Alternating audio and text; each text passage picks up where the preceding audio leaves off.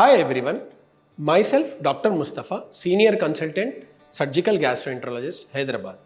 నేను ఈరోజు మీతో హయాటస్ హర్నియాకి రిలేటెడ్గా ఏం సిమ్టమ్స్ ఉంటాయి, ప్రాబ్లమ్స్ ఎట్లాంటివి పేషెంట్స్ ఫేస్ చేస్తారో అది డిస్కస్ చేయబోతున్నాను. హయాటస్ హర్నియాకి సిమ్టమ్స్ రెండు విధంగా ప్రజెంట్ అవుతాయి.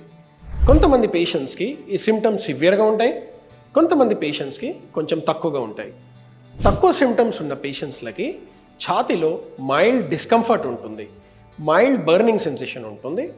సివియర్ సిమ్టమ్స్ ఉన్న పేషెంట్స్లకి ఛాతీలో పొట్టలో సివియర్ మంట ఉంటుంది.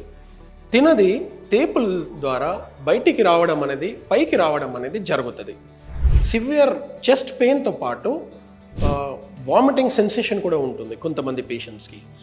ఈ సివియర్ సిమ్టమ్స్ ఉన్న పేషెంట్స్ హార్ట్ అటాక్కి ఈ సిమ్టమ్స్ చూసి కన్ఫ్యూజ్ అవుతారు. వాళ్ళు ఈ సిమ్టమ్స్ వల్ల కార్డియాలజిస్ట్ని కన్సల్ట్ అవుతారు. కానీ కార్డియాలజికల్ కంప్లీట్ ఎగ్జామినేషన్ నార్మల్ ఉంటుంది.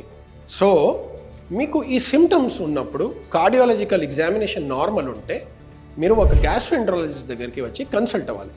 గ్యాస్ట్రోఎంటరాలజిస్ట్ మీకు ఎగ్జామిన్ చేసి మీ సిమ్టమ్స్ అంతా డీటెయిల్గా విని దానికి డయాగ్నోసిస్ చేయడానికి కోసం ఒక ఎండోస్కోపీ ఆర్ సిటీ స్కాన్ మీకు అడ్వైజ్ చేస్తారు. ఈ సిమ్టమ్స్ ఉంటే ఆ రిపోర్ట్లు చెక్ చేసి మీ గ్యాస్ట్రోఎంటరాలజిస్ట్ మీకు హయాటస్ హెర్నియా వల్ల రిఫ్లక్స్ సివియర్ ఉందా ఆర్ నార్మల్గా ఉందా అనేది ఆ టెస్ట్లు బట్టి డిసైడ్ చేస్తారు. అండ్ మీకు ట్రీట్మెంట్ కూడా ఆ టెస్ట్లు బట్టి అడ్వైజ్ చేస్తారు. Thank you.